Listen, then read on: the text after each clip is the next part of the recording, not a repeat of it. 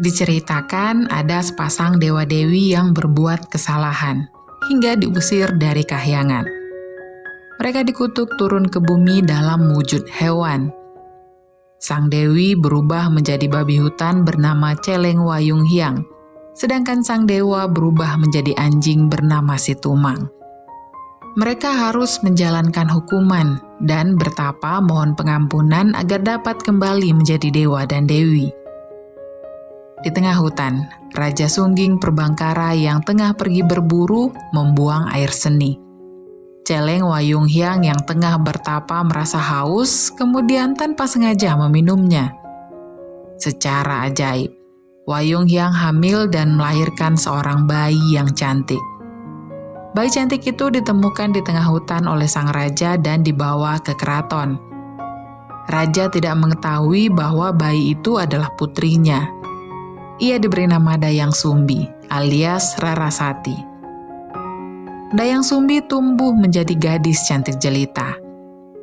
Banyak raja dan pangeran yang ingin meminangnya, tetapi tidak seorang pun yang diterima. Akhirnya para raja saling berperang.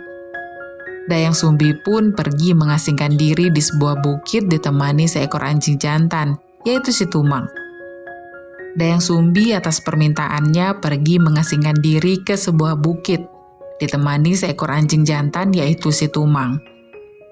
Ketika sedang menenun kain, alat tenunnya terjatuh ke bawah balai-balai.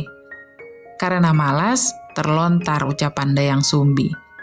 Dia berjanji bahwa siapapun yang mengambilkan alat tenun yang jatuh, bila laki-laki akan dijadikan suaminya, dan jika perempuan akan dijadikan saudarinya. Ternyata Situmang yang mengambilkan. Dayang Sumbi pun memegang janjinya dan mengawini Situmang. Karena malu, kerajaan mengasingkan Dayang Sumbi ke hutan untuk hidup bersama Situmang.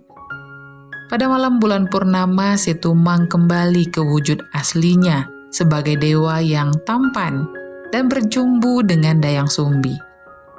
Dayang Sumbi akhirnya hamil dan melahirkan bayi laki-laki yang diberi nama Sangkuriang. Pada suatu hari, Dayang Sumbi ingin makan hati menjangan dan meminta Sangkuriang untuk berburu ke hutan. Sangkuriang ditemani Situmang berburu seharian, namun tidak mendapatkan apapun. Hingga nampaklah seekor babi hutan, dan Sangkuriang menyuruh Situmang mengejarnya. Ternyata babi itu adalah Celeng Wayung Hyang.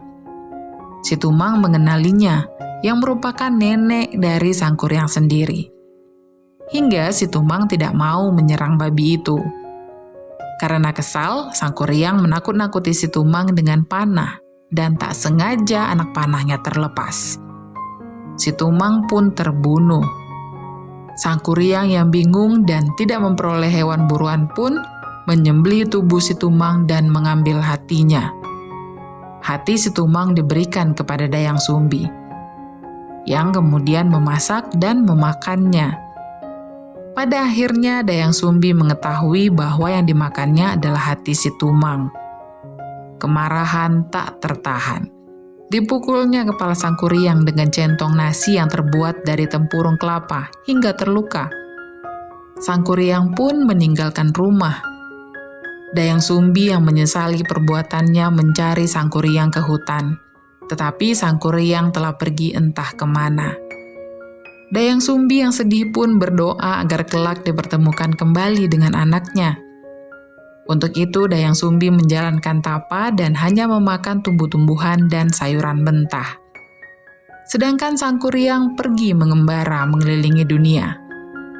Ia berguru kepada banyak pertapa sakti hingga tumbuh menjadi seorang pemuda yang kuat, sakti, dan gagah perkasa. Setelah sekian lama berjalan ke arah timur, akhirnya Sangkuriang tiba kembali di barat tempat Dayang Sumbi berada. Namun Sangkuriang tidak mengenali bahwa putri cantik yang ditemukannya adalah Dayang Sumbi, ibunya. Karena Dayang Sumbi melakukan tapa dan hanya memakan tanaman mentah, maka Dayang Sumbi tetap cantik dan awet muda.